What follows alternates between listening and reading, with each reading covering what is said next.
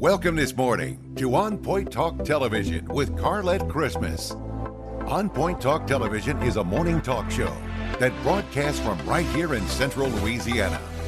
The goal of On Point Talk Television, its national guests and local guests, is to encourage, uplift, and enlighten you, one conversation at a time. Good morning, everybody, and welcome. I'm Carlette Christmas, and this is On Point Talk, the official OPT network. Our website, that's www.onpointtalk.com. Don't forget, you can go to our YouTube page at any time. All you've got to do is type in On Point Talk TV with Carlette Christmas. Remember to like, subscribe, share, and leave us your comments. This morning, we're going back in our archives to an interview that we did with Miss Leah Chase, the Creole Queen of Cuisine. We celebrate today her life and her legacy. Stay on point for that conversation after this. Good morning, everybody, and welcome to the OPT Network. Well, this morning, we are doing something very different. We have taken our show on the road to the Crescent City, New Orleans, to one of the most historic places, not just in New Orleans, but probably in the world. This morning, our guest is none other than the Queen of Creole Soul, Miss Leah Chase. We are at Dookie Chase Restaurant in New Orleans, and we are so honored. Thank you. Miss Chase, I'm to be happy here. that you thought about me. We're just made me happy. feel good. We're happy to be here. I said to you earlier when we started talking, I said, you started blazing a trail for women and entrepreneurs before there was even a trail. I want you to rewind back to your dad's strawberry field when African Americans didn't necessarily own land and own businesses. How did that happen for him? Well, his father was a strange old man. You know, I kind of didn't like him anyway because he was so pushy and he was arrogant, you know. And he had always had land.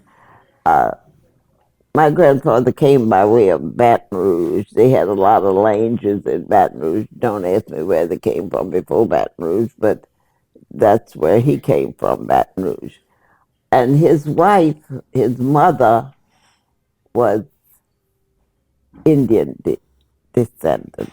Mm-hmm. She was from Folsom, Louisiana. Now, they two different like night and day because he was, you know, when I think about my grandpa, he was something else. And people, with a whole lot of people would come to what they call Mr. Bob. His name was Robert, and they called him Bob. They would come from far and wide to question Mr. Bob about whatever they had to do or whatever. So Mr. Bob thought he was the big deal, you know, because people came to him for advice all the time. I never could figure that one out. But do you think it was because he was an entrepreneur? Because he was something special in that time? Probably so. He had a little shipyard and was in the shipbuilding business. Then he bought land. He had a strawberry farm. And he would, you know, get his sons to plant these strawberries. And they were carpenters. My father was the only one that wasn't a carpenter. My father was a caulker. What's a caulker?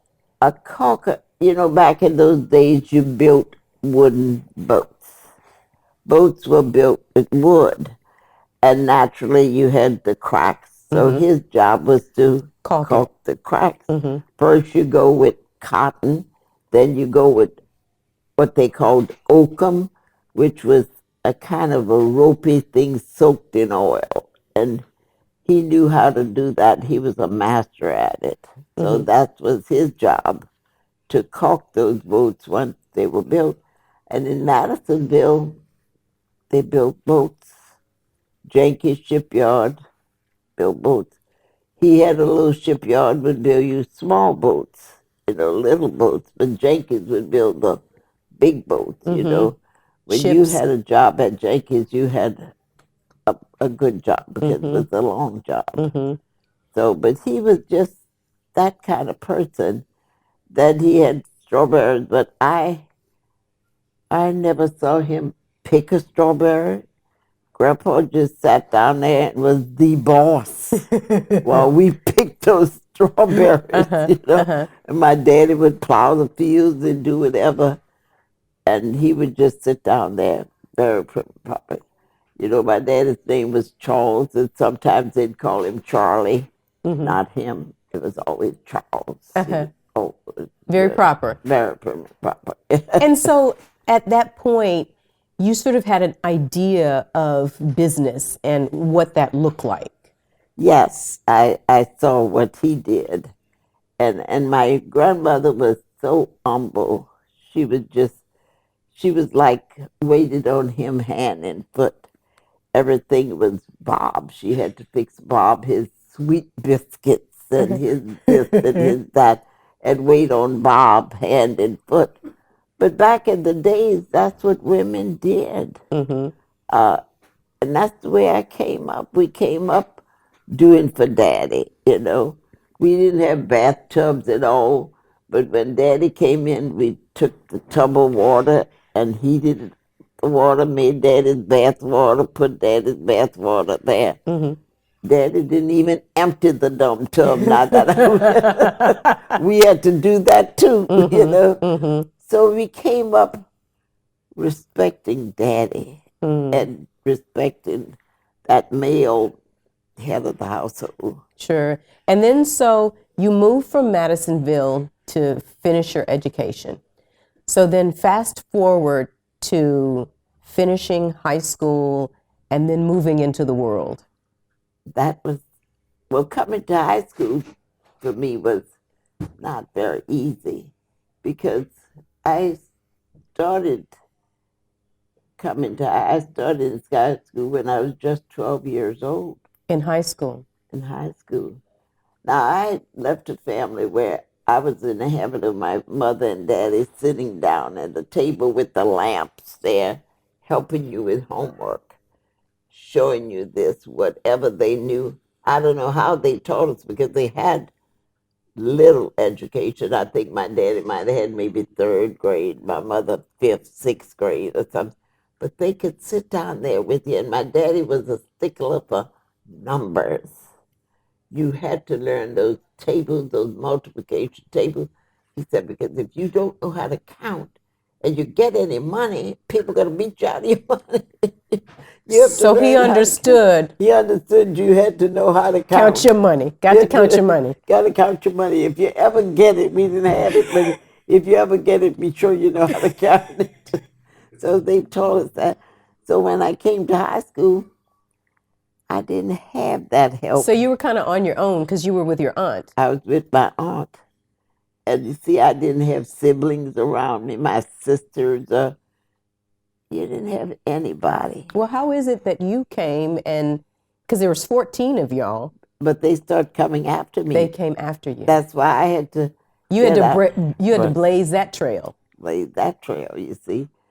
I graduated from high school when I was 16. I turned 16 in January, graduated in May. Now here I am 16 years old, but I can't go any further because for one thing, I don't know how to get any further. My parents didn't know how to get me any further, and they didn't have the money. So we had to get the rest as far as I got. So when we got middle ways, that crop of children, they got college. And I'll never forget when my sister, I said, but Daddy, Janice is so dumb. And he would say, no, don't say that. Janice went to college. I said, how many colleges she went to? She's dumb. So you didn't get college? I didn't get college, no. But you got something better, really. Well, we just got good common sense. We knew what to do, how to take care of yourself, and what to do. And we live by the basic rules. Daddy didn't and my mother put down rules. My mother's thing was you had to speak the Queen's English. The Queen's English. Yeah, she didn't want any slangs. You couldn't use slangs with my mother. And hear from a lady that had very little education, but there was still something there. That There was pride. something there. And she would never, you couldn't say, I remember when okay came about. Instead of saying, no, don't say okay, you have to say it's all right. No okay with my mother. Nothing like that. You had to say, this is all right, and that's this way. And you had to speak. She said, there's no such thing as proper, as correct grammar. And she make you speak correct. She was a stickler at that. Wow. Who was she really? She had come up in New Orleans, and her mother was a registered nurse and a midwife that I didn't like. You didn't like the grandmother? No. You know why I didn't like my grandmother? And my mother, she adored her mother. And I never liked who we used to call Mama Raymond, because I liked my other grandmother, my daddy's mother. She was just a soft, easygoing woman with no education, just a good person. And I didn't think, and my grandmother, my mother's mother, thought she was so, it would, to be looked down on my grandma, and I didn't like that at all. You didn't like the way that felt. Let me get a quick break here, but when we come back, we're going to have more from Leah Chase Restaurant and Miss Leah Chase, the queen of Creole cuisine. Stay on point. We're back right after this. Welcome back, everybody, to the OPT Network. This morning, we're at Leah Chase Restaurant in New Orleans, Louisiana, one of the most famous restaurants in the world, with one of the most famous women in the world, the queen of Creole cuisine. People like Quincy Jones and Jesse Jackson and President Obama, lots of famous people have stopped to taste your food. But before it became Dookie's, you know, there was a process to getting here. Talk about the process. Yes, when I came here, I had to, well, after I left high school at 16, you know, I went back home, and what was home? Nothing. Washing clothes for somebody, cleaning up their houses, doing what little cooking I knew how to do for them in other people's homes. You were a domestic. I was a domestic, yes. And just doing whatever you had to do to make the few nickels that you made. And, you know, I didn't like that. I just wanted to move further. You know, that didn't satisfy me. I was always thinking ahead. And this one thing my mother used to tell me all the time: your high mind is going to get you in trouble one day. That's what they call a high mind. You know, when so you saw something bigger than where you were. Yeah. I always wanted something bigger, you know, and that's what she used to call me. My high mind was going to get me in trouble. So far, it hasn't. So far, it's worked pretty good for you. It's worked pretty good. But, so you start waitressing at some point. I went to work, and that was a no-no for a Creole girl of color. The Creoles du Carlette, as we were called, went to work in a sewing factory. You know, they had many factories around this town. You either made men's shirts, pants, work clothes, suits. And all my family worked for a company called Haspel Brothers, where they made the seersucker suits, you know. So that's what you call piecework. You might set pockets, you might make lapels, and you just shot that out. And I couldn't figure myself sitting down. I could sew now. We all could sew, all my sisters, because my mother taught us to sew. So, but I couldn't see myself sewing all day. So I went looking for a job, got one in the French Quarter, no less. Oh, that was a no-no. A waitress in the French Quarter. That was something a Creole girl did not do. Why not? Well, I guess they thought that was a raunchy way of making a living. Risque. Yeah, it was too risque. But I liked it. When I saw the French Quarters, I just thought it was so wonderful. The buildings, the people. I just loved it. So I got this job. Didn't know a thing about it because I'd never been in a restaurant in my life. There was none I could go to. Right. It was segregation, and we couldn't go in. So at that time, colored people couldn't even. You couldn't even go in there. See, it was only men the black men worked as waiters in those restaurants. So here it was wartime, so there were no more black men. So they had to hire the dummies like me and train me because they didn't have any more men to work. I'll never forget, they had one man left, Curtis. I'll never forget Curtis. And he was so angry because this lady had hired me, and I was a girl. He said, "You're not going to be able to do this work. Every month you're going to have the stomach ache. You're going to have this. You're going to have that." I said, "Listen, I'm going to be able to work. I know I can work as good as you can work." And that I did. I was hired as a waitress, didn't know anything. I'll never forget the first lady I went to in the morning for breakfast. She ordered hot cakes. Okay, so what I know about how you eat hot cakes. I said, "Would you like some toast with that?" So she said, "What? Toast with hot cakes?" What do I know? Nothing. But they taught me, and then I get on the floor. Then I was taught, if you work here and you see something has to be done there, You did it. you did it. So that brought me in the kitchen. So I would go in the kitchen, and in those days they didn't have dishwashers. I would help wash the dishes, and I'd help do things in the kitchen, just wash. I didn't sit down if they didn't have customers for me to serve, but I loved serving the people. But I learned a lot in that kitchen. I'll never forget this chef. I think he was from Jamaica or somewhere. And I said, "Well, I don't see any women in this kitchen. Why don't they have some ladies in here?" He looked at me as if I'm crazy. He said, "Women can't pick up those pots." Oh, I've been rolling tubs of water since a man years old. I know I could be. Then when I realized, I said, "I don't see you picking them up either. I'm here helping you wash these pots, and I'm washing these pots. I don't see you washing them." So that taught me that you could push and you could try to learn what he was doing in the kitchen. So, but it was fun doing Did you that. become curious, though, when there were no women in the kitchen? Did you become curious?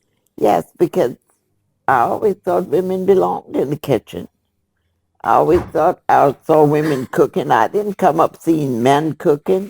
The men worked the fields and the men worked outdoors, and I saw women cooking for them. So what's this all about? So then I started moving from there. And when I moved from that restaurant, and she opened up another one called the Coffee Pot, which is still there. We helped her open that. It was two other girls and I, three young girls. Now, Lucia was the oldest girl. Lucia was 19, I was 18, Estelle was 16. Do you know we ran that little restaurant? Really? That's right. I can't believe we did that. So look, we used to sell breakfast and hamburgers. And we said to the lady, Mrs. Sabra, "People are tired eating hamburgers. Could we make one hot lunch, So she said, "Okay, if you think you can do that, it's okay with me." So now she gives us the okay. You don't know what to make? We don't know what the heck to make. So we looked at one another. I said, "Lucian, you remember? Let's make some Creole wieners and spaghetti." So Creole wieners. Creole wieners. All that was you make a good tomato sauce, cut those wieners up, put them in there, serve them up with spaghetti. So that's what we made. For 65 cents, you could get Creole wieners, and it went. And it worked. It worked. It worked. But now, at that time, though, African Americans weren't really going into restaurants, or was it?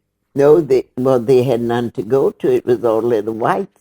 Right. that we could serve. And I met some interesting people, though, and that's what made me like people when I saw how happy you could make a person by just feeding them something as stupid as Creole wieners. Uh-huh. And then I guess at that moment your race didn't matter. That was like sort of a coming together where Yeah, you know, you serve the people, and you know how they used to look at us with the three of us girls there. We were just Miss Savoy's girls. We just worked for her, Miss Savoy, and we treated her customers exactly like, I guess, like she would treat them. You know, we learned how to treat them just like she would treat them, and they began to appreciate us and appreciate that. So, and you learn, other people see you trying to do something and they help you out. Then you learn what this one eats, you know. They had a lot of famous artists, Ricky Alvarez, Henry Hobbs was a great little miniature drawer. And then we had Newt Helmer, which was an old man who painted. Then you learn what every one of them eat. wow. You know what Miss Helena gonna eat for breakfast. You know what Mr. This one was gonna eat, what Mr. Alvarez was gonna eat for breakfast. And he was a trip and a half, and you'll see his work all around this city. Talented. He was Mexican with a shock of black hair. But he would sit there and had one customer, she would come in, she was a big woman, very elegant big woman. She was in real estate. And Miss Savoy had these little stews. You'd sit on a low counter. And when Miss Riga would sit on that stew, she would spill over. And Ricky Alvarez would sit behind her and draw her rear and spill it over that big stew, over that little stew. But they taught you a lot. Yes. They taught you what to do, how to do things by just serving them what they liked. So it was just interesting, and that's where my love for food and for restaurants started. Right there. Right there. Hold that thought. We're going to take a quick break here, but when we come back, we're going to talk about Dookies and how it was born. Stay on point. We're back right after this. Welcome back, everybody, to the OPT Network. We're so pleased and honored to be in New Orleans at Leah Chase restaurant and with the queen of Creole cuisine, Miss Leah Chase. And you were taking us on your journey, but tell us how Dookies was born. Well, Dookies was born by my mother-in-law. You know, her husband was what we call in New Orleans a lottery vendor. What you may call in Chicago a numbers runner. He sold the numbers. Well, you know, in New Orleans, numbers runner, that's not too nice. We're very elegant. So we say you're a lottery vendor. A lottery vendor, of course. That's very elegant. So he sold lottery. And that's really where he made his money, selling lottery. He would go all around. And then when he suffered a lot with ulcers. My father-in-law had such bad stomach ulcers. He had surgery so many times for those ulcers. And when he couldn't do that, then my mother-in-law, the way she was, she said, I'm going to rent a space and we're going to have a sandwich shop. In the sandwich shop, she could write the numbers, don't you see? You'd have to come to her to write the numbers. So that's how she got started. It was started it's no more there. It was a little building right across on that empty lot, just a little space in 39. And in 40, 41, she was a visionary. She could really, and she would take chances. She was a gutsy lady. So she bought this building on this side. Now, she bought the building, and she lived just where we are now. And this was like 3 rooms, kitchen, and a bath. And she just gutted it out, had the bar on that side, and she lived on this side. Wow. And then she sold her sandwiches. And in 1946, when I met Dookie, he was playing music and I was at some ball and he I guess the rascal won me on a bet. I'm going to dance with that girl. Band member said, no, you're not. I'm going to dance with that girl. So that's where we met, on the dance floor. Wow. And so when I came in here to visit her, I saw what she had going. She had sandwiches and little fried foods, and everything was on pan bread, as we called it. Now, a pan bread is a whole loaf of bread, but it's not sliced when you get it. It's just a whole big loaf of bread. You make it your bread. You cut it as thick as you want. And that's what they sold their sandwiches on the pan bread. So she started doing that. So when I came in, I said, oh, no, we have to do something other than that. On the other side of town, they do this, they do that. And you got to know, my mother-in-law and father-in-law, my father-in-law was popular. Everybody loved Dookie. Well, he had gone and met a lot of people, and they loved him. So and she was a good cook, and they were friendly people. So, and then they were Creoles, dear. That was the whole thing. They were Creoles of color. So, and you know, so they were those pretty people. The pretty people, yeah. Pretty people. Yeah. So you felt safe coming here to their restaurant and sitting down, eating your sandwich on Friday night. And you see, you wouldn't come out every day because black people cooked in their homes all the time. People didn't have the jobs that they have now. They were not lawyers and this and that and the other. So now they were beginning to do all that. So she would have her little fried fish, fried chicken. I said, oh, Miss M, we got to do what they do on the other side of town. Right. We're going to do. Which you had experienced. Yes. And she said, well, okay. So here I go. And I'm going to be so big and smart, I'm going to make lobster thermidor. Now, Really? That was lobster. You cook the lobster, the cream sauce with cheese, all that, blah, blah, blah, blah. Oh, the people say, Emily, this girl going to ruin your business. Nobody want this stuff. Well, they were not accustomed to eating cream sauces. Right. They couldn't go anywhere and eat cream sauces. So they didn't know. They didn't know. Another thing, we used to serve veal. I don't know why black people only ate veal back in the day. I don't know if it was cheaper then or easier to digest. I don't know. But we didn't eat beef. So we had this big veal steak. It was a veal sirloin with the bone in and all. So now they come and segregate. When integration comes, they say, Leah, what you serving is not a sirloin steak. Yes, it is. What you serve is not. They had seen a sirloin strip steak. You see, bone out, just the strip part of the. Okay, so Leah got to learn how to see about the strip steak. Right. And this kind of thing. So that's when we learned this is what we're going to serve. We're not going to serve this veal thing anymore. We go into this strip steak. So you see what integration did? It was a learning process. And that is the best thing to me. And it made you realize how, when you didn't teach us, how much you lost, how much resources you lost by not training us what.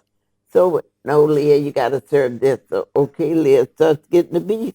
When did you know, though, that you had a gift? Because now you didn't have all of the culinary teachings that so many of your counterparts have, but you do have a gift. When did you realize that you had a gift?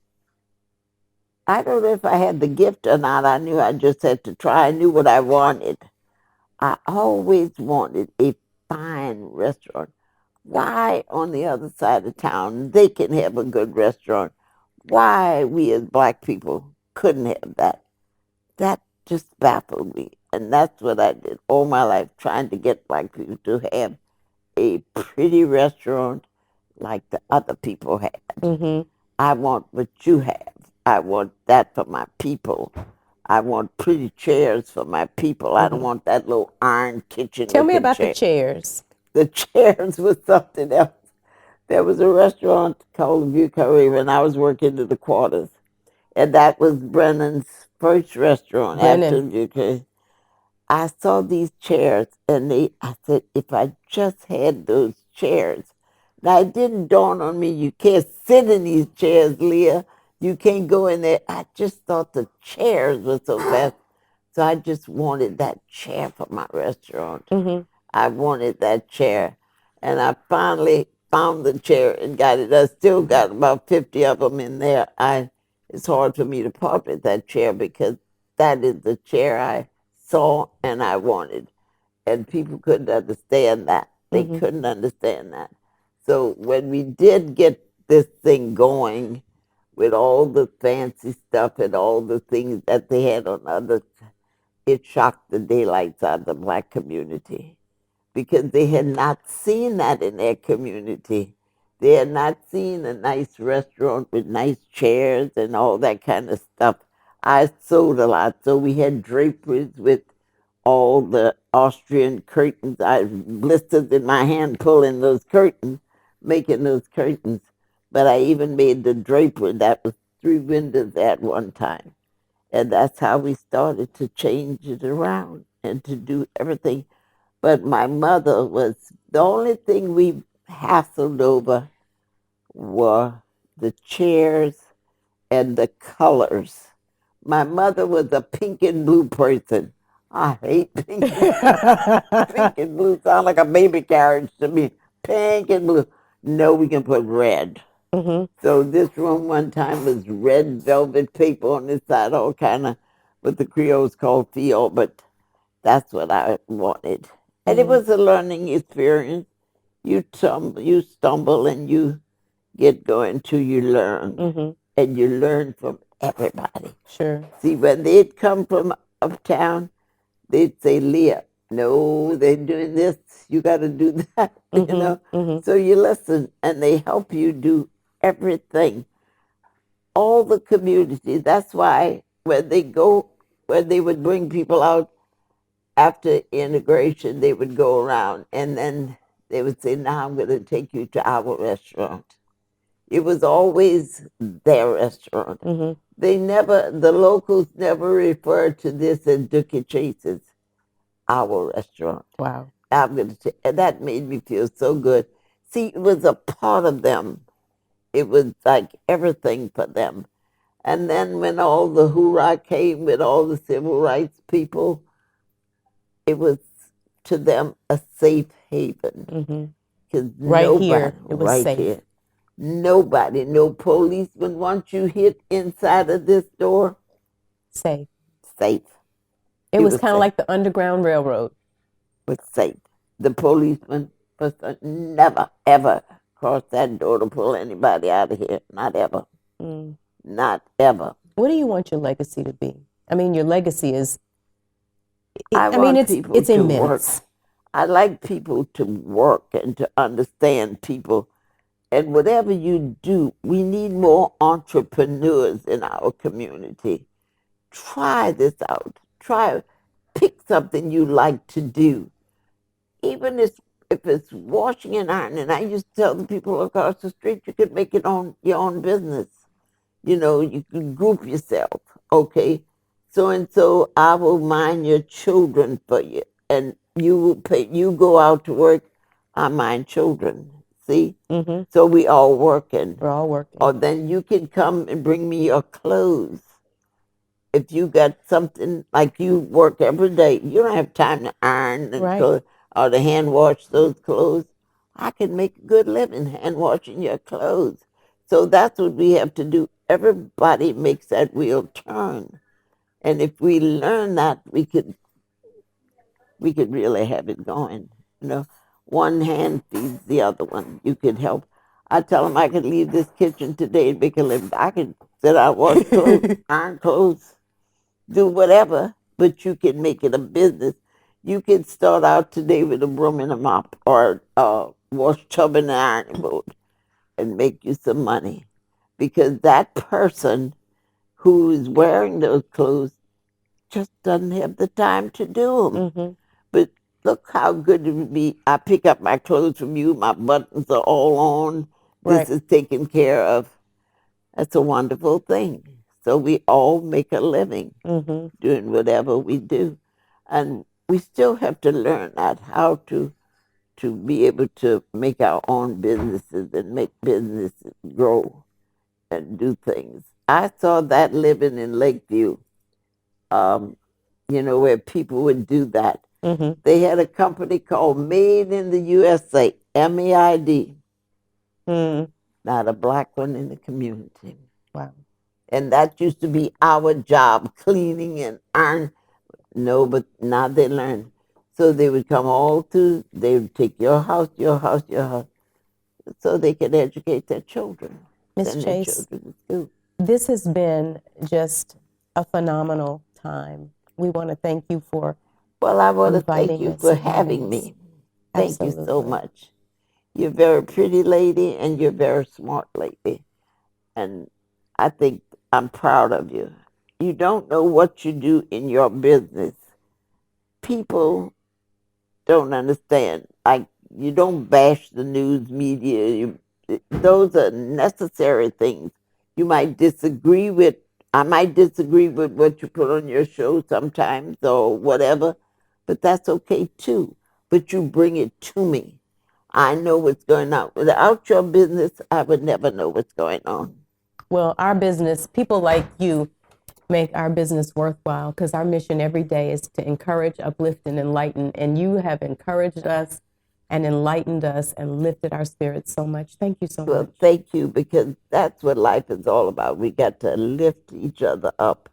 And I try to help everybody. Just lift you up. Sometimes just a little nothing makes you feel like, hey, I can go.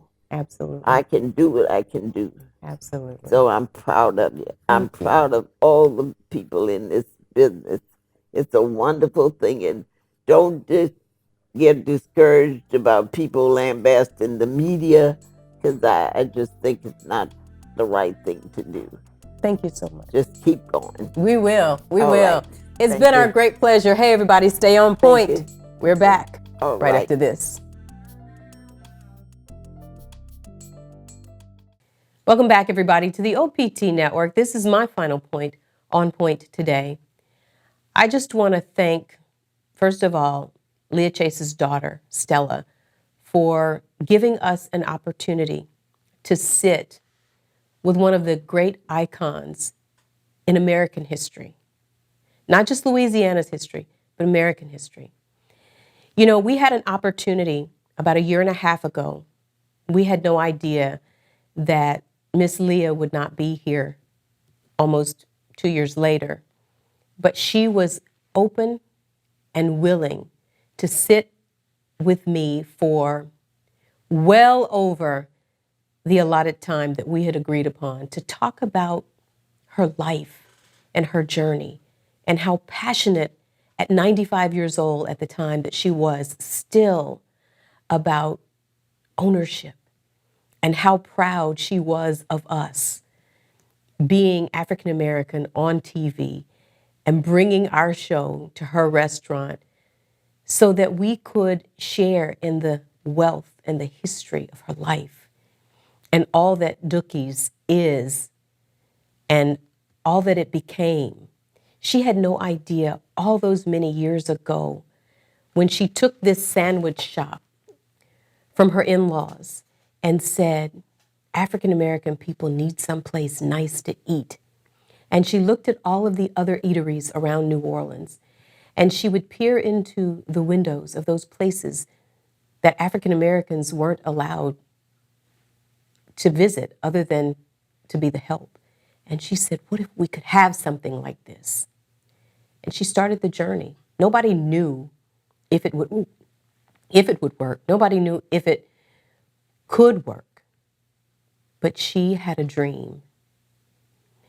And in feeding people and her love for cooking, she fed some of the greatest Americans in history, like Thurgood Marshall, Dr. King.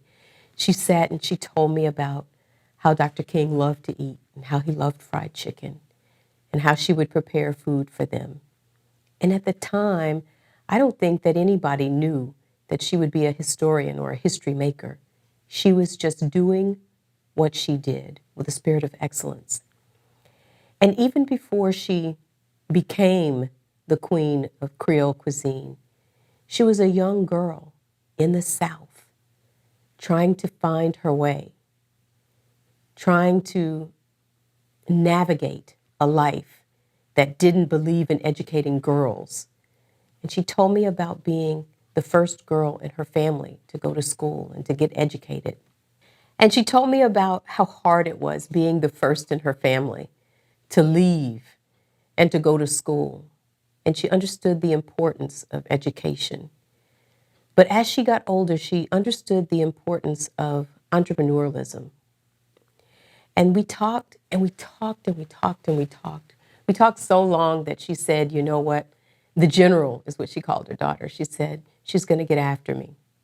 She talked about how she didn't want to cut back her hours from the restaurant and how she had grown up on this farm and how they would make liquor out of the strawberries and how Dookie, her husband, didn't think ladies should drink, but that she loved alcohol. And to that very day, that she always had a drink.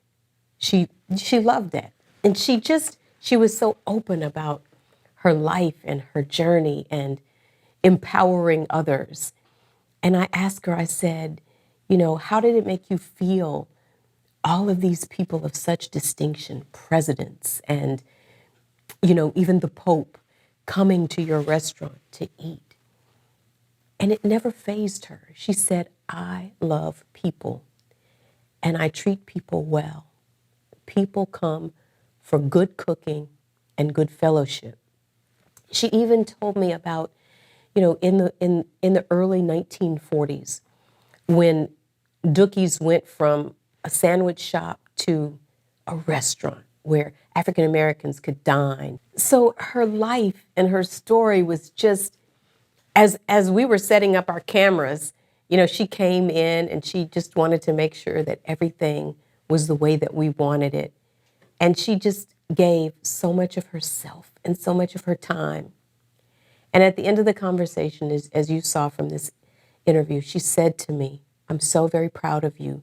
Now keep in mind, Miss Leah and I had only met for the very first time, but there was a connection. There was an adoration that I felt for her and her journey that I knew would empower me so that we could come back and empower all who wondered if they'd be able to do a thing. How you start anything, a business, a job, a journey, and you don't know how to work out. And what I learned from her is that she had no idea how destined to be great that she was. But she took every gift and every talent that she had and she multiplied it. And she was so willing to share it. And that's what this life and this legacy is about. Dookie's will go on, I hope, for many, many more years. And I asked her daughter, and we're going to have her daughter on the show, I asked her at the end about the pressures of being Leah and Dookie Chase's daughter and the legacy. And even cutting back, because as she was in her 90s, 95 at the time, that they had to cut back. Her daughter was a school teacher, and she stopped teaching so that she could help her mother do what she loved, and that is to cook great food and serve people. And she said, yes, their legacy will continue. We say to you today, to the Chase family, thank you for allowing us into your family's history and into the legacy that we know will live and thrive for many, many years. That's been my final point on point. Stay with us, everybody. We're back to wrap right after this.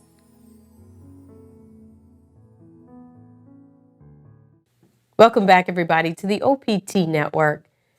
We just can't thank Miss Leah's family enough, and Miss Leah, even in her passing. that she invited us, as she did thousands of people, into her restaurant.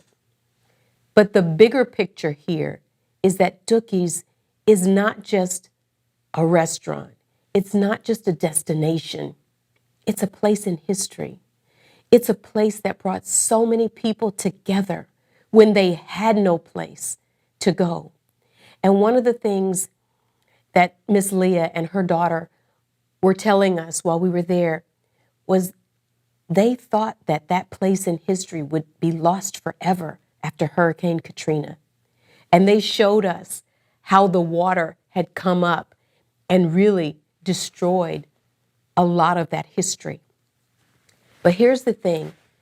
Back in the 30s and the 40s, when there was no place for African Americans to display their art and their culture, Dookie's was there. There was a place where when civil rights activists came to Louisiana and came to New Orleans, you know what she said? She said, when they came in through those doors and those doors were closed, people knew, the police knew not to come in. This was a situation where lives were saved and kept in Dookie's.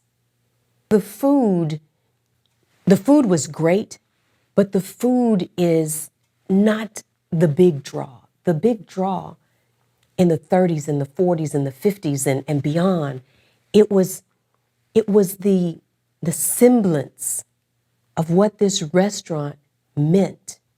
It was almost as if it were an underground railroad of sorts.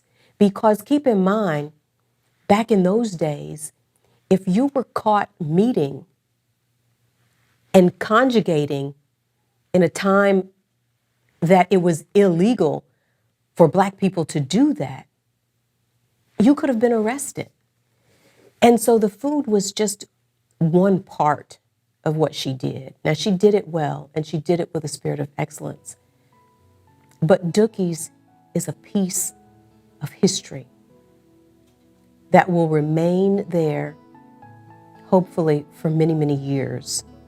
Again, we celebrate the life and the work and the people that Miss Leah and her family touched over the years, and we celebrate that legacy. You know why we do it. It's simple. We love you. God loves us all. Even more than that, don't forget, love yourself. Mahatma Gandhi said it, and I say it every day. We can all be the change that we want to see, and it does start with you and with me. For the entire crew and team of On Point Talk Television, have a great, safe day. God willing, we'll see you right back here next time.